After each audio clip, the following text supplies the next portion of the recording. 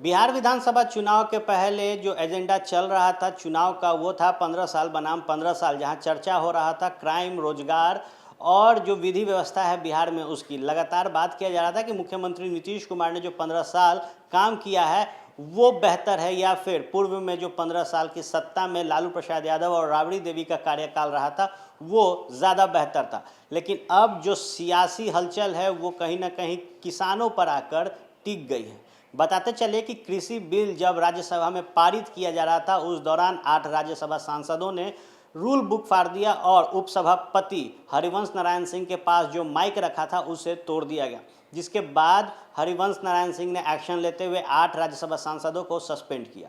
बहरहाल वो 8 राज्यसभा सांसद जब हरिवंश नारायण सिंह के घर के बाहर धरने पर बैठे तो सुबह उनको हरिवंश नारायण सिंह ने चाय पिलाया, जिसके बाद प्रधानमंत्री नरेंद्र मोदी, गिरिराज सिंह, नीतीश कुमार समेत अन्य नेताओं ने हरिवंश नारायण सिंह का तारीफ किया। जिसके बाद प्रतीत होने लगा कि जो बिहार में चुनाव होगा उसमें एक मूल मुद्दा हरिवंश नारायण सिंह होंगे। लेकिन अब कृषि बिल को लेकर सियासत एक बार फिर गर्मा गई है। नेता प्रतिपक्ष तेजस्वी यादव ने प्रेस वार्ता करते हुए केंद्र सरकार और बिहार की एनडीए सरकार पर जमकर निशाना साधा है। तेजस्वी यादव ने साफ तौर पे कहा कि बिहार में 75% जो आबादी है वो किसान की है। ऐसे में जो कृषि बिल लाया गया है वो किसान के खिलाफ है। साथ ही साथ तेजस्वी यादव ने कहा कि इस केंद्र की सरकार और बिहार की एनडीए सरकार ने अन्नदाताओं को फंडदाताओं के हाथ में सौंप दिया है। उन्होंने एक उदाहरण देते हुए कहा कि अगर मक्का की खेती होती है और किसान अपने मक्का को बेचने बाज़ार में जाते हैं तो उसके लिए उन्हें 1100 रुपये प्रति क्विंटल पैसा दिया जाता है, जहां दूसरी तरफ मक्के का जो क्विंटल दर है वो मिनिमम 1850 रुपये का है। इसके साथ ही तेजस्वी यादव ने कहा कि आने वाले समय में इस बिल से किसानों को बड़ा नुकसान होने वाला है।